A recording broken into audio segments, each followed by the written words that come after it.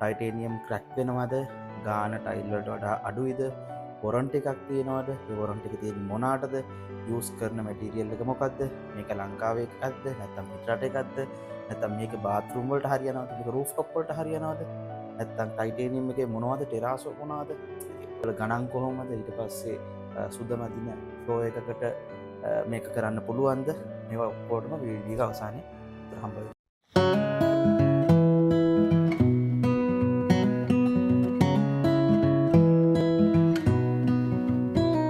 අයිබෝන් ඔයගොල්ලෝ හැමෝටම AI Construction YouTube channel එකට ඔයගොල්ලෝම සාදරයෙන් පිළිගන්නවා. අද ඔයගොල්ලන්ගේ ටයිටේනියම් ටෙරාසෝ වැනි ෆ්ලෝරින් ප්‍රශ්න වලට උත්තර දෙන්න තමයි මම ඇවිල්ලා ඉන්නේ. ඒ වගේම ඔයගොල්ලන්ගේ ප්‍රශ්න ටිකත් මම කියන්නම්. ඒ වලට මේ වීඩියෝ එක අවසානයේදී ඔයගොල්ලන්ට උත්තර හම්බ වෙනවා. ටයිටේනියම් ක්‍රැක් වෙනවද? ගාන ටයිල් වලට වඩා අඩුයිද? වොරන්ටි එකක් තියෙනවද? ඒ වොරන්ටි එක තියෙන්නේ මොනාටද? යූස් කරන මැටීරියල් එක මොකක්ද මේක ලංකාවේ එකක්ද නැත්නම් පිටරට එකක්ද නැත්නම් මේක බාත්රූම් වලට හරියනවද මේක රූෆ් টොප් වලට හරියනවද නැත්නම් ටයිටේනියම් එකේ මොනවද ටෙරාසෝ මොනවද ඕගොල්ලන්ගේ මේ තියෙන ප්‍රශ්න තමයි මම මේ කමෙන්ට්ස් වල ආපු ප්‍රශ්න තමයි මම මේ කියන්නේ මේවල ගණන් කොහොමද ඊට පස්සේ සුද මදින ෆ්ලෝ එකකට මේක කරන්න පුළුවන්ද ඕක තමයි ඔයගොල්ලන්ගේ ප්‍රශ්න ටික මේවා ඔක්කොටම වීඩියෝ එක අවසානයේ උත්තර හම්බ වෙනවා අපි මුලින්ම යමු ටයිටේනියම් කියන්නේ මොකක්ද කියලා දැනගන්න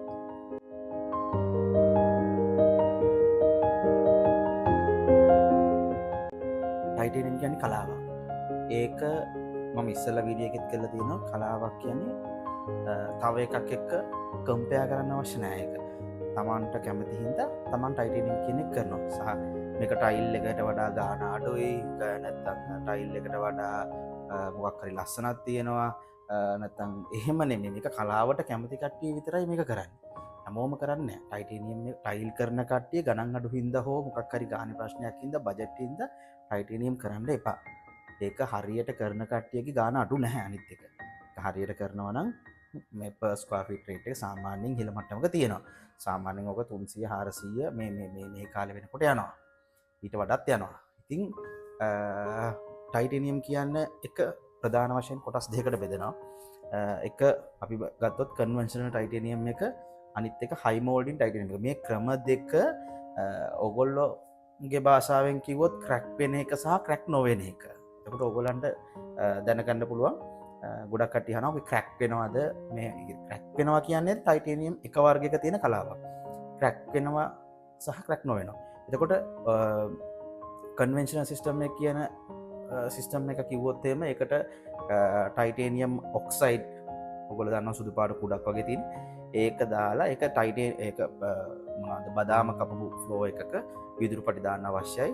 විදුරු පටි දාලා බදාම කපපු ෆ්ලෝ එකක ටයිටේනියම් එක මික්ස් කරපු ස්ලරි එකක්. ඒ කියන්නේ සිමෙන්ති දියාරු කරලා ඒක කලවම් කරගෙන ඒක බදාම කපලා තෙත මට්ටමේදී ඉදීම ගොඩාක් වෙලෙන්න කලින් දාලා එක මැෂින් එකකින් කපනවා. මැෂින් එකකින් කපම ග්ලාස් ෆිනිෂින් එකක් ගන්න ඕනේ. තමන්ට ෂයින් එක ගොඩක් ඕනේ නැත්නම් මැට් ලුක් එකක් නම් ඒ විදිහට ගන්නත් පුළුවන්. ඒක ප්‍රශ්නයක් නෑ. ෂයින් එකද නැද්ද ඒක ප්‍රශ්නයක් නෑ. එතකොට මේකට පිග්මන්ට්ස් දානවා. ඒ කියන්නේ කලර්ස් ඕන නම් අපිට කහ පාට, රතු පාට, සුදු පාට එහෙම ඕන නම් ගන්න පුළුවන්. මේක හැබැයි නැචරල් කලර් එක තමයි ලස්සනම. ටයිටේනියම් කලර් එක, සිමෙන්ට් කලර් එක තමයි ලස්සනම. හෝ ලයිට් ග්‍රේ කලර් එකක් ගියත් ඒකත් ලොකු ප්‍රශ්නයක් නෑ. අනිත් කලර්ස් යනකොට පොඩ්ඩක් අර නැචරල් ගතියෙන් ඈතට යන නමුත් තමන්ගේ කැමැත්තට ඒ ඕන දෙයක් කරගන්න පුළුවන්. ඒක තමයි ටයිටේනියම් එකේ කන්වෙන්ෂනල් සිස්ටම් එක කියන්නේ. ඒක ගොඩක් වෙලාවට කපන්නේ මැෂින් එකකින්. මේ සාමාන්‍යයෙන් ඒක වතුර බැඳලා තියලා එහෙම තමයි කපන්නේ. හැබැයි මේ සිස්ටම් එකේ මකුළු දැලක් වගේ හෙයාලයින් ක්‍රැක් එකක් වැඩේ කරාට පස්සේ ටයිටේනියම් එක කරාට පස්සේ යනවා. ඒක අපිට නවත්තන්න බෑ. ඒක පොඩියට යන අවස්ථා තියෙනවා, ලොකුවට යන අවස්ථා තියෙනවා. හැබැයි ඒක ඒ ක්‍රැක් වෙනවද කියන අහන එකේ ඒක නෙමෙයි ඔය. ක්‍රැක් වෙනවා කියන්නේ මේ ෆ්ලෝ එක ෆේල් කියන්නේ මේ ෆ්ලෝ එකේ එක්ක බදාම එකේ මොකක් හරි ෆේලිය එකක් හින්දා ක්වොලිටි එක අඩු හින්දා නැත්තම් ඒකේ තියෙන හයි අඩු හින්දා බදාම එකකින් ඉරක් ගියොත් උඩත් ඒ ඉර යනවා. එතකොට ඒක අර මකුළු දැල වගේ නෙමෙයි ගොඩක් ඝනකමට ඉර යනවා. එතකොට ඒක ඇවිල්ලා ෆ්ලෝ එකේ ෆේලිය එක. ඒක අර මකුළු දැල වගේ සම්බන්ධ මේ මොඩර්න් අර සිස්ටම් එකට දාලා දෙයක් නෙමෙයි. හැබැයි ඔයගොල්ලෝ කියනවා නම් කොන්ක්‍රීට් එකෙන් ඉරක් ගියොත් ඒත් මේකෙන් යන්න පුළුවන්. හැබැයි මේක අර මකුළු දැල වගේ යන ලස්සන සිස්ටම් එක ඒක අනිවාර්යයෙන්ම මේ සිස්ටම් එකේ තියෙනවා. ඒක ලස්සන කට්ටිය. ඒ කියන්නේ ඔය දැන් ගොඩක්ම ඉස්සරහට ටුවරිස්ට් පැත්ත ටුවරිස්ට් හොටෙල්ස් වල අපි ගොඩක් කරලා තියෙනවා. ඔය ඩවුන් සවුත් හරේ මේ යනකොට ඒ හොටෙල්ස් වල ටුවරිස්ට් පැත්ත ඉස්සරහට යන හින්දා ඒ ටුවරිස්ට් හොටෙල්ස් වල යන සිස්ටම් එක තමයි ගොඩක්ම ඕක. මේ හයි මෝඩි සිස්ටම් එකට වඩා. එතකොට මේකේ මිලි සාමාන්‍යයෙන් අඟල් කාලක් වගේ ලේයර් එකක් වැටෙනවා. බදාම එක අරනොත් බදාම එකත් එක්ක ගත්තොත් අඟලක වගේ ලේයර් එකක් වැටෙනවා. අඟලක එකයි කාලක වගේ ලේයර් එකක් වැටෙනවා. ඉතින් මේ ලේයර් එක අවුරුදු 25ක් අපිට වොරන්ටි කරන්න පුළුවන්. අවුරුදු 25ටත් එහා වොරන්ටි කරන්න පුළුවන්. මම දන්නවා මම කට් ඇන්ඩ් පොලිෂ් කරලා තියෙනවා සාමාන්‍යයෙන් ෆ්ලෝස් අවුරුදු 25 30 පරණ ඒවා අපි දාපුවා නෙමෙයි. පරණ ෆ්ලෝස් දැන්ට අපි කට් ඇන්ඩ් පොලිෂ් කරන්න අපිට අවිල්ලා තියෙනවා. ඉතින් අපි ඕවා කට් ඇන්ඩ් පොලිෂ් කරලා බාර දීලා තියෙනවා. ඔහොම තමයි කන්වෙන්ෂනල් සිස්ටම් එක යන්නේ. ඉතින් කන්වෙන්ෂනල් සිස්ටම් එකට කැමති කට්ටිය ඒක කරන්න. මේ හයි මෝල්ඩින් සිස්ටම් එකට මම දෙවෙනියට කතා කරන්න යන්නේ හයි මෝල්ඩින් සිස්ටම් එක. කන්වෙන්ෂනල් සිස්ටම් එක තමයි හොඳම සිස්ටම් එක. මම රෙකමන්ඩ් කරන කන්වෙන්ෂනල් සිස්ටම් එක. පරණ ෆ්ලෝස් වල අවුරුදු 25 30 පරණ ෆ්ලෝස් වල ඒ දවස්වල කරපු සිස්ටම් එක ඒක තමයි මම රෙකමන්ඩ් කරන්නේ. දෙවෙනියට අපි කතා කරන්නේ ටයිටේනියම් සිස්ටම් එක. ඒක සාමාන්‍යයෙන් භාවිතා කරන ටයිටේනියම් ඔක්සයිඩ් එක පොලිමර් එකක් එක කලවම් කරලා. ඒ කියන්නේ මේ පොලිමර් එක ඇතුලේ ටයිටේනියම් වර්ග ඔක්කොම ටික තියෙනවා. ඒත් අපිට කිසිම දෙයක් කරන්න නැහැ. කෙලිම සිමෙන්ති එකත් එක්ක කලවම් කරලා මේකෙදි දැනගත යුතු ප්‍රධාන දේ පළවෙනි සිස්ටම් එකේදී අපි යන්නේ බදාම එක දියාරු. ඒ කියන්නේ බදාම එක වේලෙන්න කලින් තමයි අපි කන්වෙන්ෂන් පළවෙනි සිස්ටම් එක කරන්නේ. දෙවෙනි සිස්ටම් එක කරන්නේ හොඳටම බදාම එක ඩ්‍රයි වුණාට පස්සේ මේක බදාම එක උඩින් අදින්න ඕනි. අර මම කියන ගම් එක සහ සිමෙන්ති කලවම් කරලා හදාගත්ත පොටි හැන්ඩෙන් තමයි ඒක අදින්නේ. එතකොට ඒ සිස්ටම් එකේදී සාමාන්‍යයෙන් ඔයගලන්ට මිලි 2ක් 3ක් වගේ තමයි ඔය ලේයර් එක එන්නේ. ඔය මිලි 2 3 අතර ලේයර් එක ඕගොල්ලෝ බලන්න ඕනි. අර අතන අඟලක අඟල් එකයි කාලක ලේයර් එකයි මිලි 3ක ලේයර් එකයි වෙනස ඕගොල්ලන්ගේ ඔළුවෙන් කල්පනා කරලා බලන්න. ඉතින් ගානෙත් ලොකු වෙනසක් තියෙනවා මේක කරන කට්ටියගේ සහ ඔය පළවෙනි සිස්ටම් එක ක්‍රැක්ස් යන සිස්ටම් එක කරන්න ලොකු දැනුමක් තියෙන්න ඕනි. ටෙක්නිකල් සම්බන්ධයෙන් එක කරන ටෙක්නිකල් සිස්ටම් එක පිළිබඳ ලොකු දැනුමක් තියෙන්න ඕනේ. නැත්නම් එක කරොත් එහෙම ඒ ක්වොලිටි එකට ගන්න බැරි වෙනවා. ඒක හින්දා හරියට කරපු එක්කෙනෙක්ට ගාන ගැන හිතන්න එපා. ප්‍රයිස් එක හයි වෙන්න පුළුවන්. හැබැයි ගොඩාක් පල්ලෙහාට යන්න එපා ප්‍රයිස් එකේ. ඔය රුපියල් වර්ගඩිය රුපියල් 200 ගණන් වලට යන්න එපා. මං කියන්නේ 300 400 අතර ඉන්න එක්කෙනෙක්ට මේ ෆ්ලෝ එක මට දෙන්න අවශ්‍ය නැහැ. කවුරු හරි හොඳ එක්කෙනෙක් බලලා පරණ මේ ප්‍රොජෙක්ට්ස් බලලා ඔය සිස්ටම් දෙක බාර දෙන්න. එතකොට ඊළඟට අපි යන්නේ ප්‍රශ්න ටිකට උත්තර දෙන්න. මුලින්ම ටයිටේනියම් ක්‍රැක් වෙනවද? ටයිටේනියම් ක්‍රැක් වෙනවද කියන ප්‍රශ්නෙට ඕගොල්ලන්ට උත්තරේ හම්බුණා. පළවෙනි සිස්ටම් එක ක්‍රැක් වෙනවා, දෙවෙනි සිස්ටම් එක ක්‍රැක් වෙන්නේ නැහැ. එතකොට දෙවෙනි සිස්ටම් එක වර්ගඩියක් කියන්නේ සාමාන්‍යයෙන් 300 400 ඊට වැඩි වෙන්න පුළුවන් ඒගොල්ලන්ගේ එක්ස්පීරියන්ස් එක ක්වොලිටි එක අනුව. හැබැයි කන්වෙන්ෂනල් සිස්ටම් එක යන්නේ වර්ගඩිය 750 800. හැබැයි මේ දෙකේ වෙනසක් තියෙනවා. කන්වෙන්ෂනල් සිස්ටම් එක පළවෙනි සිස්ටම් එකේදී ඒගොල්ලෝ බදාම එකත් එක්කම තමයි බාරගන්නේ. අපි වුණත් බදාම එකත් එක්කම තමයි ඒ ෆ්ලෝ එක බාරගන්නේ. බදාම එකත් එක්කම කළ යුතුයි කොන්ට්‍රැක්ටර්. දෙවනි සිස්ටම් එකේදී ප්‍රශ්නයක් නැහැ. ඒක ෆ්ලෝ එක ඩ්‍රයි වෙන හින්දා බදාම එක ඩ්‍රයි වෙලා තියෙන්න ඕනි මේක කරනකොට. ඒකින්ද ඩ්‍රයි වෙච්ච හොඳ ෆ්ලෝ එකක් ඉවර. ඒක ගැටලුවක් නැත. ඊට පස්සේ ඔයගොල්ලන්ගේ ප්‍රශ්න තමයි මේ ප්‍රශ්න වලට උත්තර දීගෙන යන්න මම කමෙන්ට්ස් වල ප්‍රශ්න කියවගෙන යන්නේ.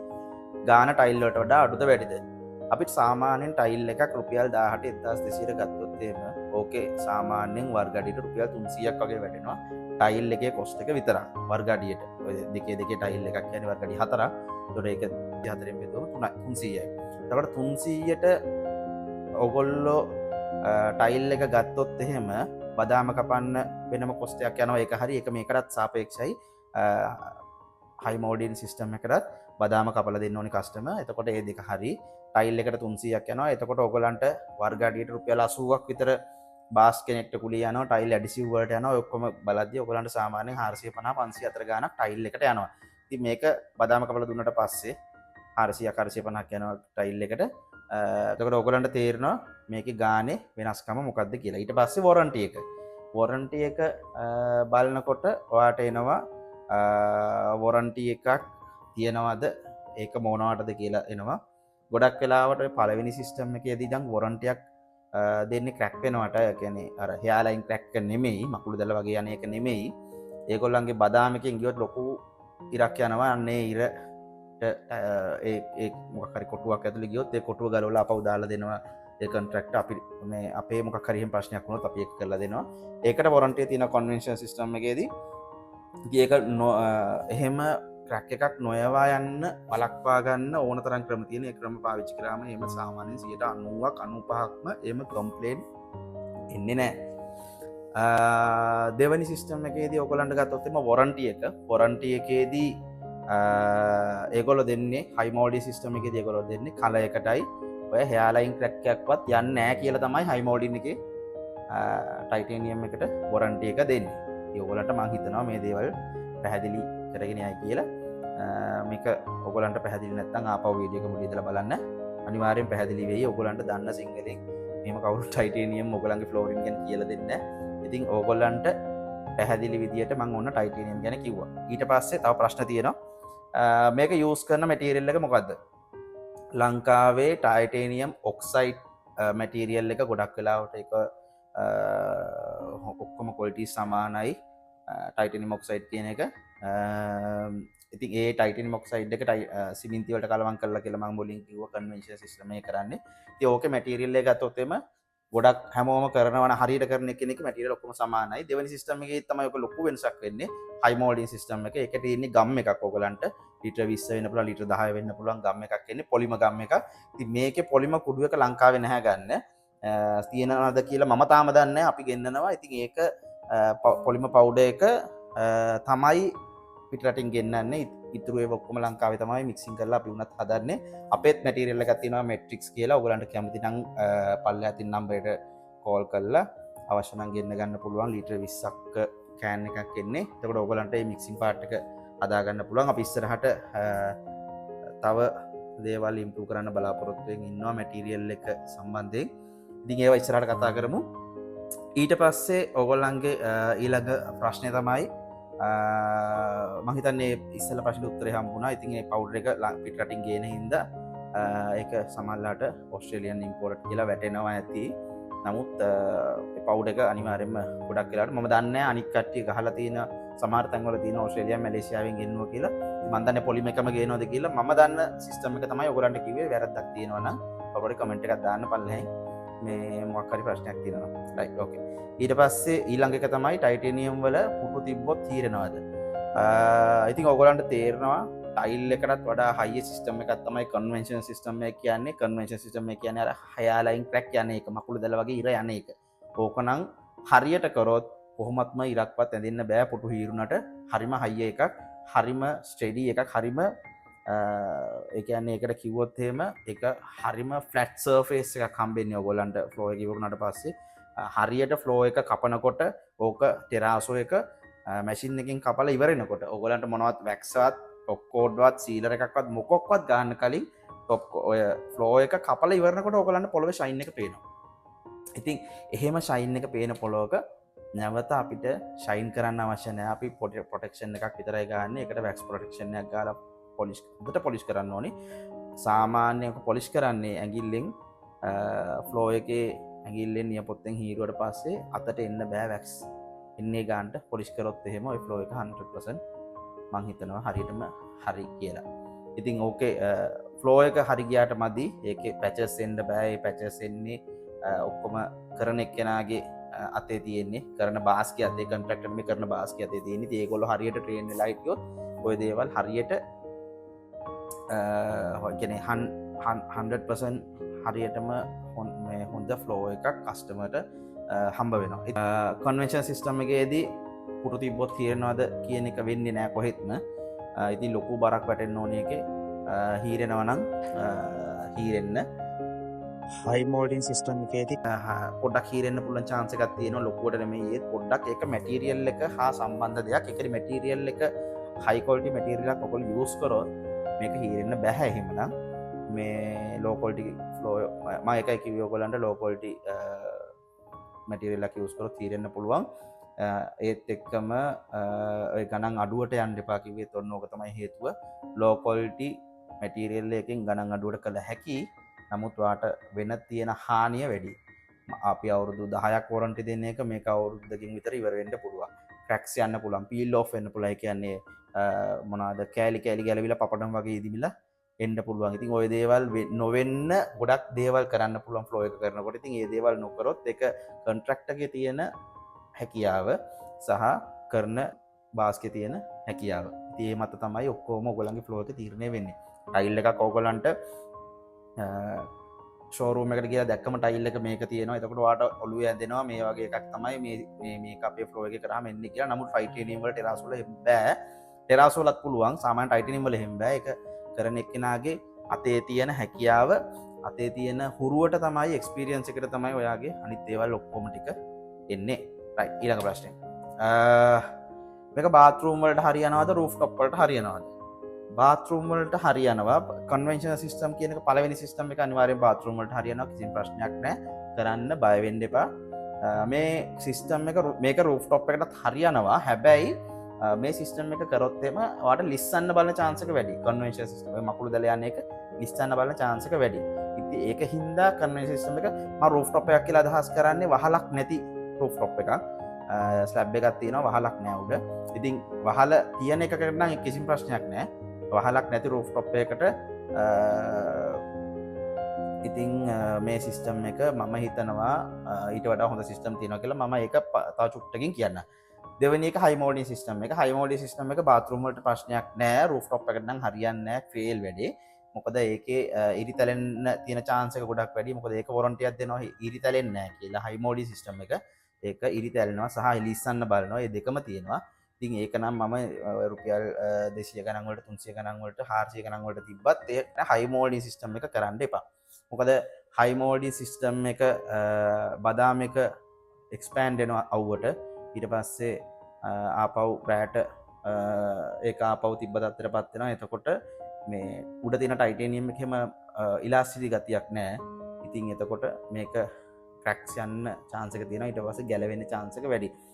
ඕගොල්ලන්ට රූෆ්ටොප් වලට මම සජෙෂන් එකක් දෙන්නම්. පෙබල් වොෂ් කියලා කරන එකක්. ඒක කරන්නේ ටෙරාසෝ ලේයර් එක දානවා. දාලෙවල ටෙරාසෝ ලේයර් එක මැෂින් එකකින් කපන්නේ නැහැ. කපන්න නැතුව වොෂ් කරනවා. ඒකට කියන්නේ පෙබල් වොෂ් කියලා. එතකොට අර දාපු පෙබල්ස් ටික උඩ එනවා. පොඩි ග්‍රිප් එකක් එනවා. පොඩ්ඩක් ඕගොල්ලන්ට ක්ලීනින් පැත්තෙන් හයි ප්‍රෙෂර් එකක් වය ගැහුවොත් ප්‍රශ්නයක් නැහැ. දුවිල් ඔක්කොම යනවා.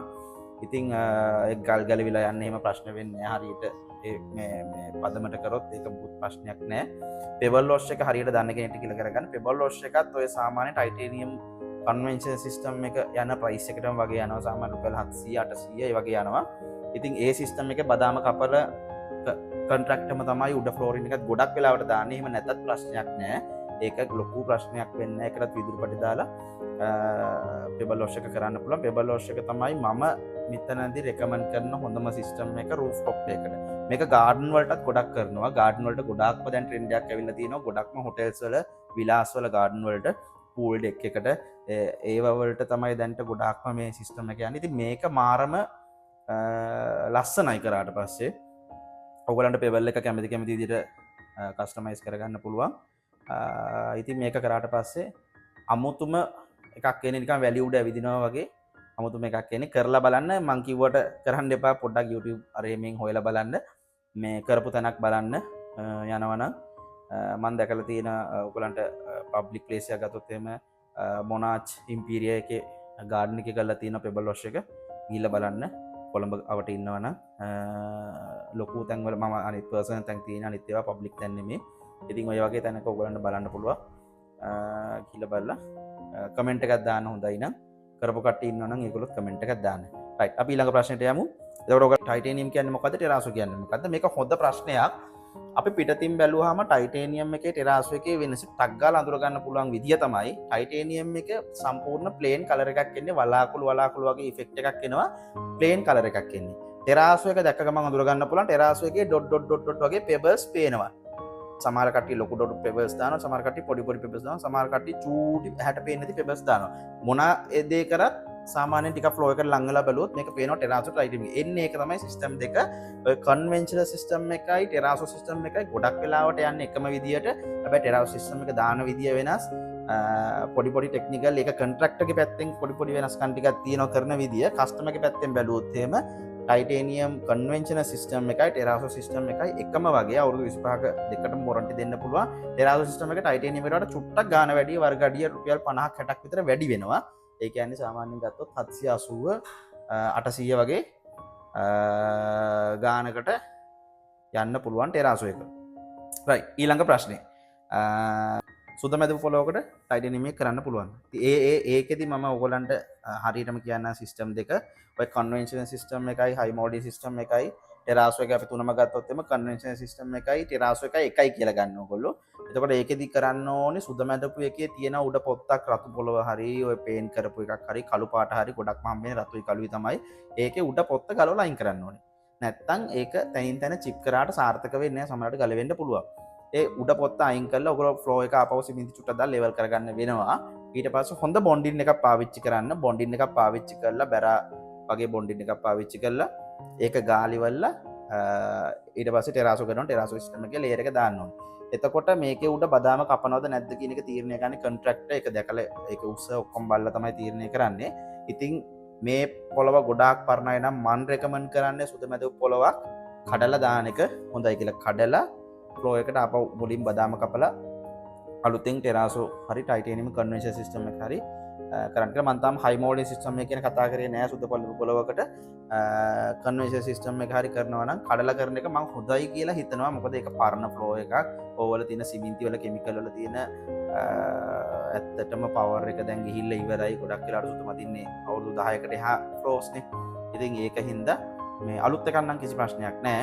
ඒක ෆ්ලෝ එක කපලා ඒකට විදුරු පටි බස්සලා උඩ පොත්ත අයින් කරලා ටෙරාසෝ ලේයර් එක හරි කන්වෙන්ෂනල් සිස්ටම් ලේයර් එක දානවා නම් ඔයගලන්ට කඩන්න වෙනවා. මොකද කන්වෙන්ෂනල් සිස්ටම් ලේයර් එක ඔයගලන්ට කියන්නම අවශ්‍යයි. ඒක මම ඉස්සල්ලා ඔයගලන්ට මුලින්ම වීඩියෝ එකේ පැහැදිලි කරා කන්වෙන්ෂනල් සිස්ටම් එක කරනවා නම් බදාම එක අමු තියෙන්න ඕනි කියලා.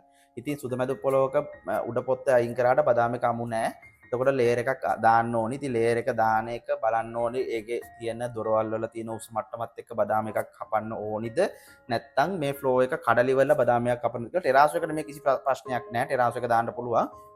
කන්වෙන්ෂනල් සිස්ටම් එක දානකොට ඕගොල්ලෝ ඒ දේ අනිවාර්යයෙන්ම බලන්න ඕනි. මොකද අලුතෙන් කරන ෆ්ලෝ එකකට කන්වෙන්ෂනල් සිස්ටම් එක කරන්න පුළුවන්. ඒ කියන්නේ හෙයා ලයින් ක්‍රැක් යන සිස්ටම් එක. ඕගලන්ගේ ඔළුවට ඔය වචනේ යන්න තින් තමයි මම හැමතිස්සෙම ඔක් කියන්නේ.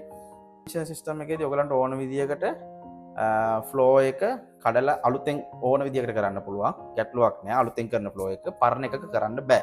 ඉතින් කඩන්නම වෙනවා. ඒ කියන්නේ බදාම තට්ටුවක් අලුතෙන් වැටෙන්න වෙනවා. ඒක තමයි මම කියන්නේ. බදාම තට්ටුවක් අලුතෙන් වැටෙන්න වෙනවා. ඒ බදාම තට්ටුව අමුයෙන් තියෙනකොට තමයි ටයිටේනියම් ලේයර් එක දාන්නේ. ටෙරාසෝ එකට ඒක ප්‍රශ්නයක් නෑ.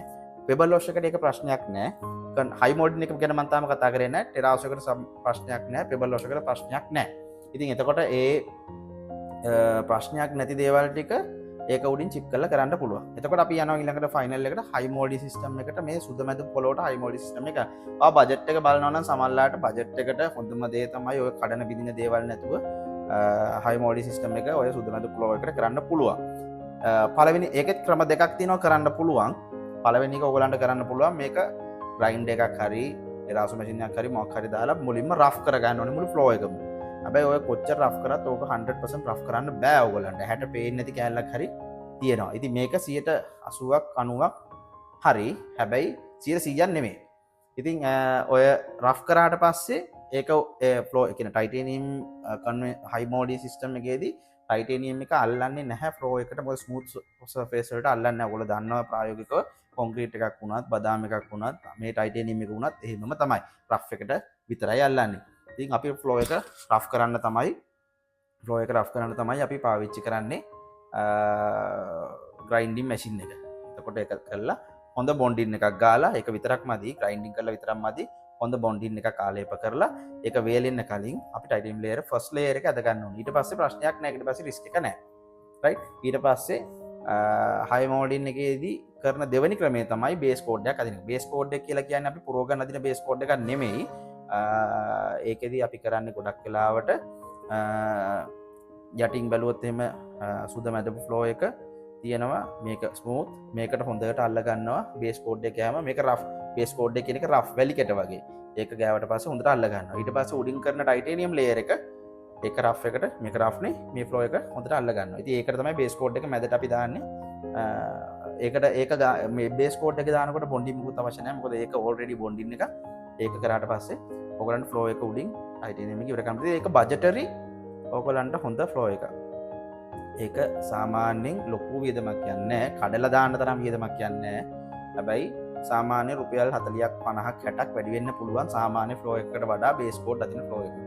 ඉතින් ගණන් ගැන මම ආපහු ෆයිනලි ඔයගලන්ට කතා කරන්න. මොකද ඕනෙක් කෙනෙක් අනිවාර්යයෙන්ම බලන්නේ ගණන් පිළිබඳ ටයිටේනියම් කන්වෙන්ෂනල් සිස්ටම් එක. ඒ කියන්නේ ක්‍රැක් කරන සිස්ටම් එක සාමාන්‍යයෙන් වර්ග අඩියක් රුපියල් 700 ඉඳලා 800 විතර වෙනකම් යනවා. බදාම ලේයර් එකත් එක්ක මේක මේ කියන හැම ප්‍රයිස් එකක්ම එක්ස්පීරියන්ස් එක කොන්ට්‍රැක්ට් එකේ එක්ස්පීරියන්ස් එක ඒ කොන්ට්‍රැක්ට් එකේ වැඩ කරන බාස්ලාගේ එක්ස්පීරියන්ස් එක සහ ඒගොල්ලෝ කරලා තියෙන ප්‍රොජෙක්ට්ස් අනුව මේකේ ප්‍රයිසස් උඩයට මාරු වෙනවා. ඉතින් මම මේ කියන්නේ මේ යන්න පුළුවන් සාමාන්‍ය ගාන. මේක 1000 ගණන් වලට කරන කට්ටියත් ලංකාවේ ඉන්නවා සහ 500 600 කරන කට්ටියත් ලංකාවේ ඉන්නවා. මම මේ කියන්නේ හරි මිඩ් ක්ලාස් එකක් ගැන තමයි මම කතා කරන්නේ.